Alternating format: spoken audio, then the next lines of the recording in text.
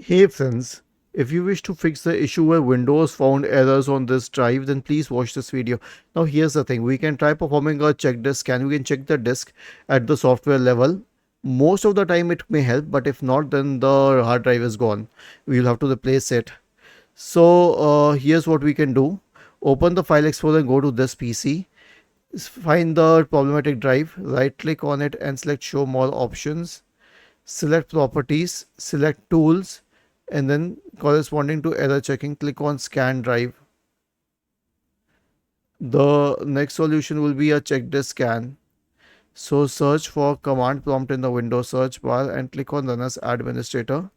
Type the command chkdsk space /r space /f and hit enter. Now press Y and hit enter once again.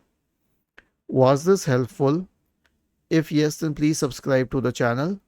If not, then let us know in the comment section of the video on how we could help you further. Thank you for watching this video and have a nice day.